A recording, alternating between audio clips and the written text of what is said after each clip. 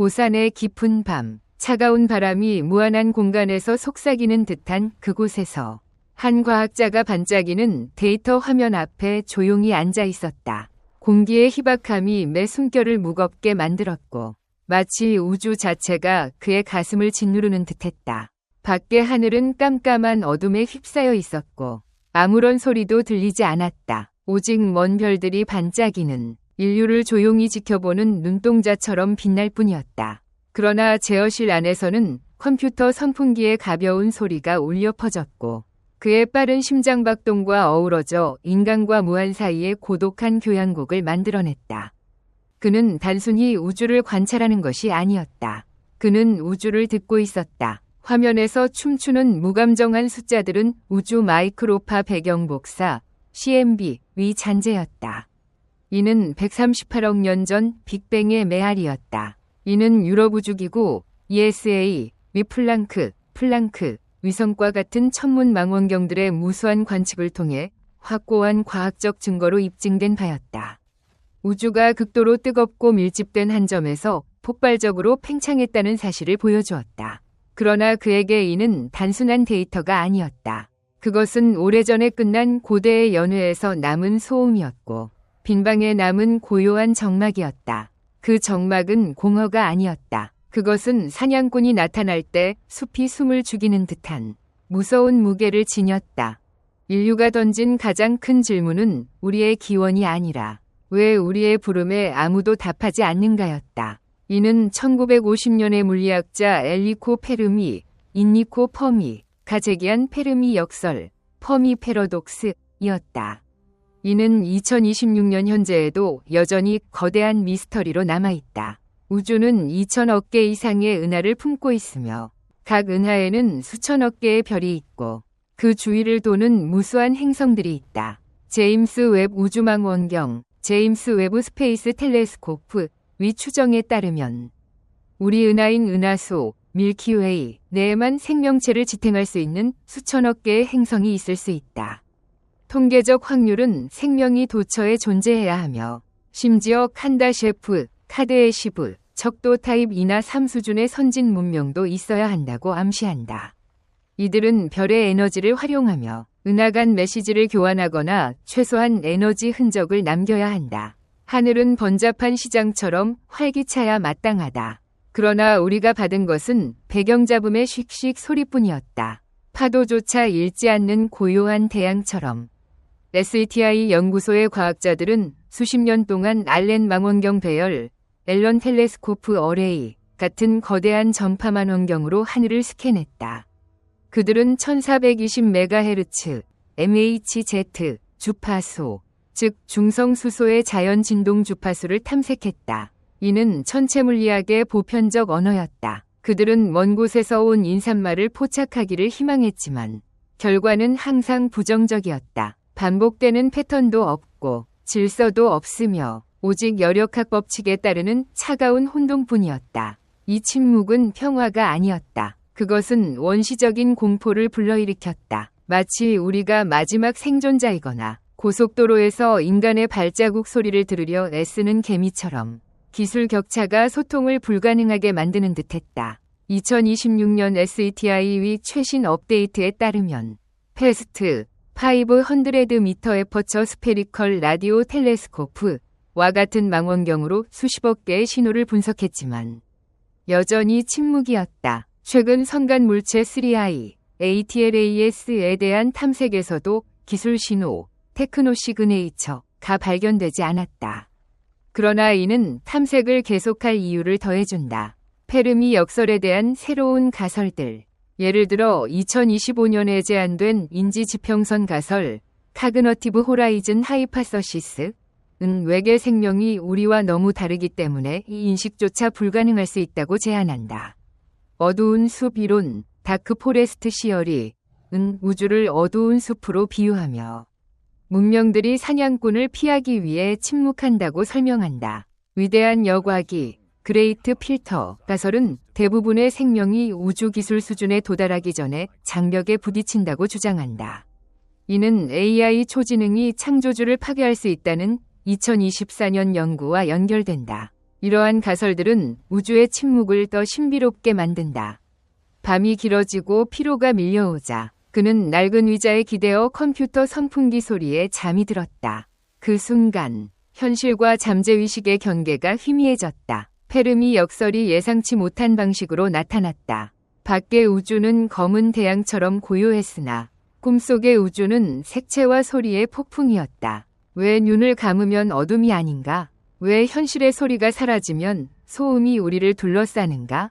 꿈은 강렬한 세기로 다가왔다. 핵폭발처럼 정신을 뒤흔들었다. 그는 빛나는 광장에 서 있었고 건물들은 비유클리드 기하학에 따라 구부러졌다. 죽은 자들의 웃음소리가 존재하지 않는 기계의 포효와 섞였고 허공에서 복잡한 교향곡이 울려 퍼졌다.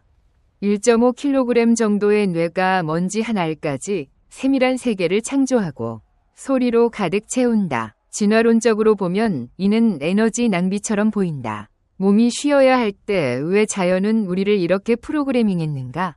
우주의 고요와 꿈의 소란 사이의 대비가 그를 깨웠다. 땀이 흥건하고 심장은 보이지 않는 어둠에서 도망치듯 쿵쾅거렸다. 하늘은 여전히 고요했으나 꿈의 잔향은 운명의 시계를 울리는 종소리처럼 메아리쳤다. 대담한 가설이 형성되었다. 뇌는 내부 정보를 처리하는 것뿐 아니라 민감한 생물학적 송수신기였다. 우리는 수학적 신호를 찾기 위해 거대한 전파 관측소를 세웠으나 만약 우주의 소통 채널이 전파가 아니라면, 만약 이론 물리학이 증명 중인 구부러진 차원으로 전달된다면 깨어있을 때 감각은 물리적 현실에 고정되어 미세한 신호를 압도하는 소음이 있다. 그러나 잠들면 문이 닫히고 논리 필터가 제거되며 뇌는 벌거벗은 안테나가 된다. 꿈의 소음은 현실에 기반해서 날것의 데이터를 해독할 때 생기는 왜곡일 수 있는가? 그는 컴퓨터로 돌아와 검색 매개 변수를 혼돈 모드로 변경하고 램, 래피드 아이 무브먼트, 수면의 뇌파와 비교했다. 램은 꿈이 가장 생생한 단계였다. 2026년 노스웨스턴 대학, 노스웨스턴 유니버시티 및 최근 연구에 따르면 램 꿈은 창의적 문제 해결을 촉진한다.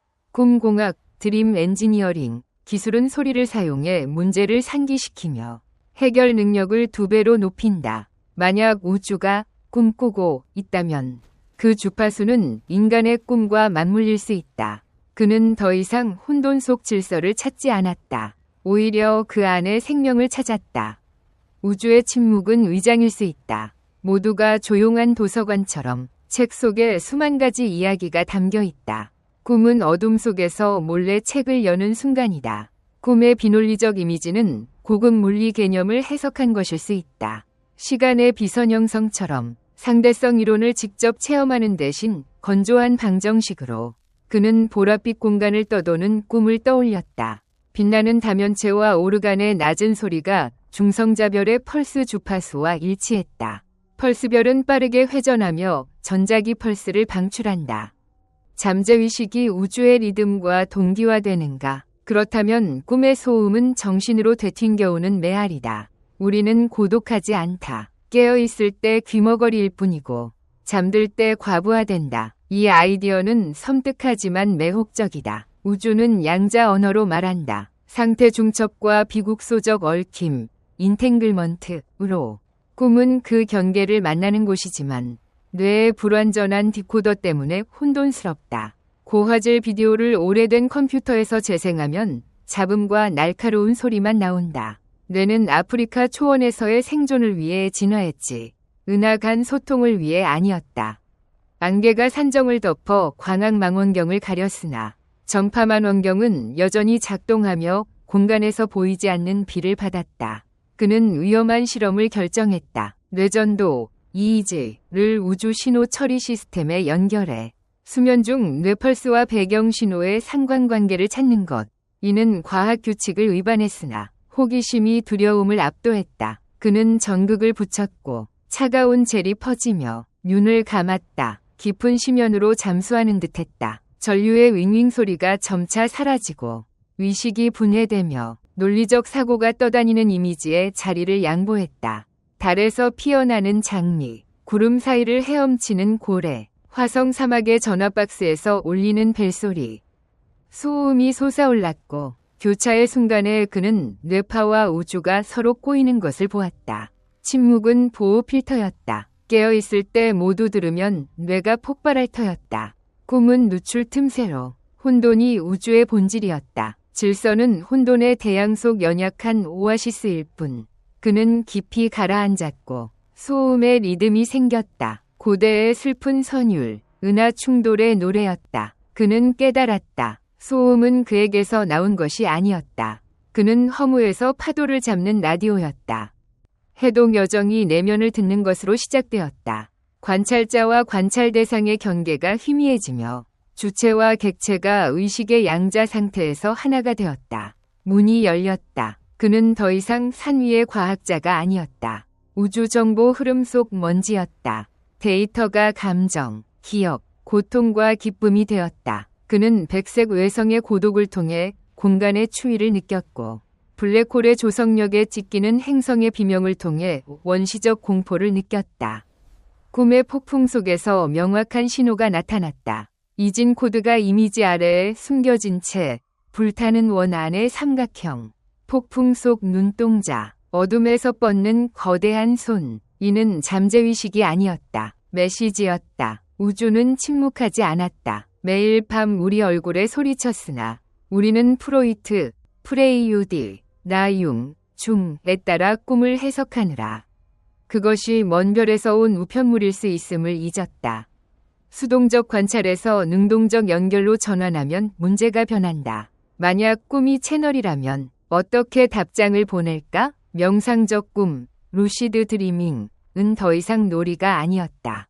과학 도구였다. 그는 데이터 폭풍 속에서 의식을 유지하는 법을 배웠고 혼돈의 언어로 말했다. 신호 패턴이 복잡해졌다. 음성과 이미지뿐 아니라 압축된 지식, 멸망한 문명의 역사, 목성 구름 도시, 토성 고리 에너지 생명체, 천년 전쟁.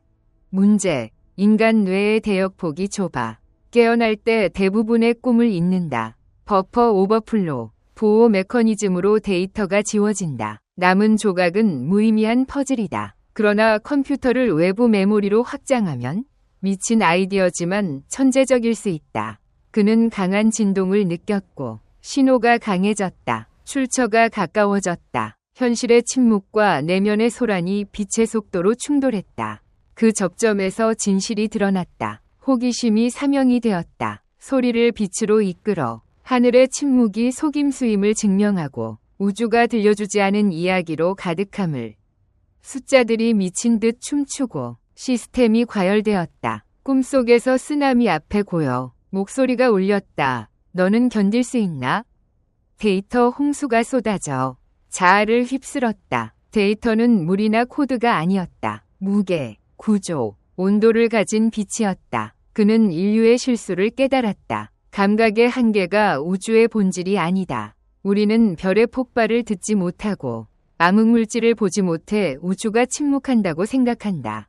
그러나 그는 끔찍한 소음의 대양에 잠겼고 각 수소 원자가 존재를 외쳤다. 그것은 선천적 청각장애인이 갑자기 수억 악기가 최대 볼륨으로 연주하는 교향악을 듣는 듯했다. 페르미 역설이 우스꽝스러워졌다. 우주는 귀가 먹먹할 만큼 소란스럽다. 침묵은 뇌의 자위 메커니즘으로 광기를 피하기 위해 99.9% 신호를 걸러낸다. 꿈은 필터가 느슨해진 틈새로 허무의 메아리가 새어나온다. 그는 뉴런이 실시간 재구성되는 것을 느꼈다. 느린 화학 전달이 아닌 양자 동기화. 그는 시스템의 산소 유지와 영양 주입을 명령해 몸이 붕괴되지 않게 했다. 정신은 다가오는 주파수를 분해했다. 소음이 층을 이루었다. 먼저 CMB 위 낮은 윙윙 무의미한 백색 잡음이 아니라 세밀한 변동으로 중력 상수, 빛의 속도, 쿼크 결합을 규정하는 출생 기록, 더 깊이 블랙홀의 속삭임 고요가 아니라 거대한 신호 발신기, 삼켜진 물질을 호킹 복사, 호킹 라디에이션로 인코딩해 고밀도 데이터를 역방출.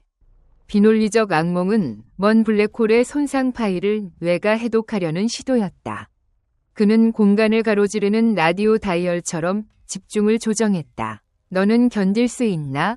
라고 묻는 목소리를 찾았다. 지능의 진동을 유지하며 물리잡음을 걸러냈다. 풍경이 변했다. 은하를 연결하는 빛의 실 네트워크.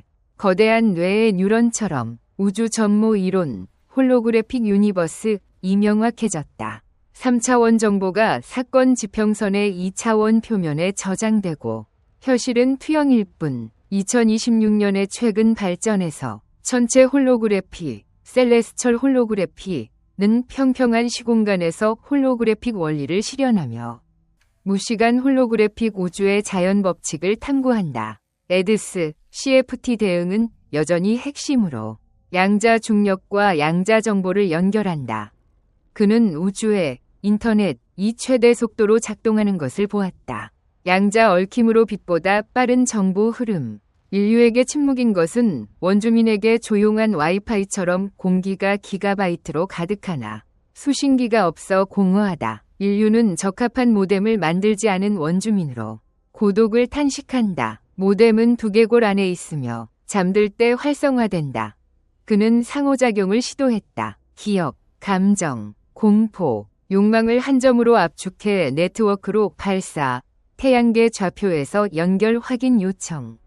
반응이 사방에서 왔고 수백만 빛점이 진동했다. 그러나 놀라움으로 거대한 회의장에서 갓난아기의 울음처럼 군중이 조용해졌다. 강력한 의식 흐름이 스캔하며 생물 구조, 진화 역사, 산발적 꿈을 분석했다. 목소리가 확인했다. 너희는 소음이다. 너희는 왜곡이다. 그는 이해했다. 정교한 네트워크에서 인류의 혼돈적 감정은 강한 잡음파처럼 욕망과 공포 가득한 꿈이 대역폭을 오염시킨다. 우주는 우리를 격리했다. 태양계는 방음실. 패러데이 케이지로 소음이 교향곡을 방해하지 않게. 그러나 그는 구멍을 뚫었다. 뇌파를 허무 주파수와 동기화해 틈새를 만들었다. 이제 그는 우주의 면역 체계에 의해 제거될 위험에 처했다. 압력이 높아지고 체온이 위험 수준에 도달했으나 멈추지 않았다. 끊으면 틈이 닫히고 인류는 고독에 갇힌다. 그는 우리가 단순한 소음이 아님을 증명해야 했다. 혼돈 속에 완벽한 질서의 씨앗이 있다. 그는 역전시켰다. 혼돈의 아름다움을 보여주었다. 집단 꿈 데이터를 추출 어머니가 아이를 잃은 고통, 아이가 바다를 처음 본 환희, 예술가의 절망, 무명 용사의 희생, 비논리적, 감정을 최적화되지 않은, 그러나 감정을 울리는 음악으로 엮었다. 전송, 완벽은 죽음이다. 혼돈은 삶이다. 우리는 소란스럽기 때문에 산다. 네트워크가 멈췄고 데이터가 정지했다. 허무 속의 주저, 절대 논리가 처음으로 지울 수 없는 변수를 만났다. 인류의 감정 혼돈이 예측 알고리즘을 도전하며 무한 루프를 깨뜨린다. 더 큰 틈이 열리고 공간이 다차원 기하학으로 회전했다. 그는 희귀 표본처럼 초대받았다. 육체가 경련하고 에너지 소비가 증가하며 퓨즈가 타들어갔다. 그러나 의식 속에서 그는 사유 속도로 떠돌았다. 불이벽, 파이어월으로 정보 경계, 법칙 붕괴, 시간 비직선, 넘기 위해 나를 버리고 흐름에 녹아들었다. 공포가 솟았으나 이해 욕망이 컸다. 그는 명령, 마지막 장벽 제거, 완전 동기화, 순간, 소리가 색채가 되었다. 그는 음표를 보고 주파수를 맛보았다. 우주는 이름 없는 감각의 만화경으로 폭발했다. 꿈은 피난처가 아니었다. 대기실이었다. 우리는 성숙의 순간을 위해 잠들고 생물학 껍질을 벗고 별들의 영원한 대화에 참여한다. 거대한 주의 앞에서 그는 말할 필요가 없음을 깨달았다. 선형 언어는 서툴다. 양자 동기화로 즉시 소통. 압력이 의식을 짓눌렀다. 물방울에 태양을 담는 듯. 그는 생물 데이터를 압축해 기억을 감정 패킷으로 전환했다. 그는 우주가 전파에 침묵하는 이유를 이해했다. 고급 문명은 파동을 사용하지 않는다. 지연과 감쇄. 대화는 양자 얽힘으로 거리가 무의미하며 정보 즉시 전송. 침묵은 작동 중인 광섬유 케이블이다. 우리는 양자 인터넷에서 라디오를 잡으려 한다. 꿈의 소라는 네트워크 누출이다. 램에서 신경세포의 미세관 로저 펜노즈, 라저 펜노즈와 스튜어트 해머로프, 스튜어트 해머로프 위 오치오어 이론에 따라 양자 위식이 거주하는 곳. 2026년 회의에서 업데이트된 우주 배경 주파수와 공명한다. 2026년 투손 회의, 턱슨 컨퍼런스에서 논의된 바와 같이 뉴런 내 미세관과 양자 계산의 연결이 진보했다. 2024년 연구에서 트립토판의 초방사, 슈퍼레디언스가 생물학 구조에서 자외선 초방사를 보여주며 오치오어를 지지한다. 소음은 수십억 문명의 날것 데이터로 뇌가 구식 3차원 시스템으로 다차원 언어를 해석하려 합니다. 우주의 대표 완벽한 수학 방정식가 기다렸다. 그것은 기술이 아닌 유기 생명만 가진 창의적 혼돈이라는 결핍 변수를 필요로 했다. 그는 전송, 비 내리는 날의 이별 고통, 죽음 공포, 아이 웃음, 어머니 희생, 인류 감정의 불확정 입력, 그들의 언어로 질서는 열사, 히트 데스, 지루한 균형이다. 그들은 균형을 깨기 위해 혼돈이 필요하다. 우주가 계속 팽창하고 진화하려면 우리는 소란스러운 생물로 고착된 시스템에 신선한 에너지를 제공하는 무작위 발생기다. 데이터가 수용되었다. 반응 펄스가 신경처럼 불타며 돌아왔다. 고통이 아닌 업그레이드.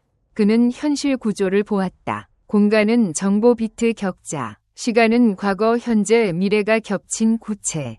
인류 꿈은 지구를 감싸는 전하구름 욕망과 공포로 짠 두 번째 대기. 절대 지능에 녹아들지 않게 보호.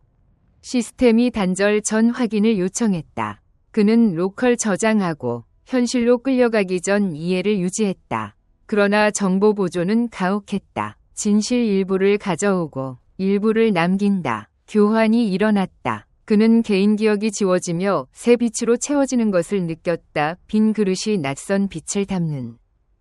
떠다니는 감각이 사라졌다. 중력이 의자로 끌어당겼다. 소리가 기계 진동이 되었다. 선풍기 포효, 차 소리 메아리, 심장 쿵쾅, 물질 세계가 거칠고 소란스럽게 다가왔다. 그는 눈을 뜨고 화면이 깜빡였다. 낡은 명령이 선사시대 그림처럼 어색했다. 그는 손을 보았다. 지문은 같았으나 구조가 달라졌다. 그는 답을 알았다. 우주는 침묵하지 않는다. 우리가 잡음으로 오해한 복잡한 노래를 부른다. 꿈은 무의미가 아니다. 거대 교향곡의 필수 배경이다. 우리는 삶 때문에 소란스럽고 열사의 침묵에 저항한다. 졸음이 밀려왔으나 도피가 아니었다. 그는 눈 감음이 로그인임을 알았다. 현실 제조 공장의 교대 근무로 돌아가는 악몽은 내구 테스트, 아름다운 꿈은 미래 설계, 깨어있음과 꿈의 경계가 희미해졌다. 콘크리트 세계는 하드웨어일 뿐, 꿈은 소프트웨어 업데이트로 수십억 잠든 프로그래머가 오류를 수정한다. 그는 밖으로 나섰다. 별 가득한 하늘이 내려다보았다. 예전엔 차가웠으나 이제 뉴런 네트워크처럼 깜빡이며 처리하는 눈이었다. 그는 공모자처럼 미소 지었다. 우리는 고독하지 않다. 이웃의 가벼운 노크를 들을 만큼 소란스럽기만 할 뿐. 임무, 내면의 고요를 듣는 법 배우기. 꿈의 소음을 깨어있는 선율로 바꾸기. 해독 여정이 끝나고 창조가 시작되었다. 그는 깊이 숨을 들이마시고 기체 분자의 충돌을 느꼈다. 꿈 조각으로 현실을 다시 쓰기 준비. 최근 과학자들은 페르미 역설의 여러 설명을 제안했다. 예를 들어 2025년인지 지평선 가설은 외계 생명이 너무 다르기 때문에 인식 불가능하다고 한다. 어두운 숲 이론은 문명들이 사냥꾼을 피해 침묵한다고 묘사한다. 또 다른 아이디어는 위대한 여과기로 대부분의 생명이 우주 기술에 도달하기 전에 장벽에 가로막힌다. 2024년 연구가 경고하듯 AI 초지능이 창조 종족을 파괴할 수 있다. 2026년 SATI 업데이트는 성간물체 3I, ATLAS에서 신호 없음이지만 패스트로 수십억 신호 분석을 계속한다. 양자 의식에 대해 펜노즈와 해머로프의 오치오어 이론은 여전히 논쟁적이나 2026년 투손 회의에서 미세관과 양자 계산 연결이 진보되었다. 꿈 연구는 꿈공학이 창의성을 향상시킨다는 것을 보여주며 노스웨스턴 실험에서 램 중 소리로 문제를 상기시키면 해결이 증가한다. 우주 전문은 여전히 이론적이지만 2026년 켈텍 연구가 초대층을 통해 홀로그래픽 원리를 테스트하며 블랙홀 정보 역설을 해결할 수 있다. 호킹 복사가 정보를 보존한다. 인류 지식의 끝없는 흐름 속에서 우리는 우주의 고요한 신호를 듣고 정신의 미스터리를 해독한 위대한 정신들에게 깊은 감사를 드린다. 엘리코 페르미가 역설의 기반을 놓았고 스티븐 호킹, 이 블랙홀 복사를 탐구했으며 로저 펜로즈와 스튜어트 해머로프가 양자위식을 개척했다. SETI 천문학자들이 하늘을 끈기 있게 스캔하고 신경과학자들이 꿈을 탐구한 노스웨스턴 연구자들까지 그들의 조용한 헌신, 수면을 희생한 인류 각성, 지적 유산과 용기의 경의를 표한다. 그들은 이해의 경계를 넓히며 인류가 광활한 우주 바다에서 더 이상 길을 잃지 않게 해준다.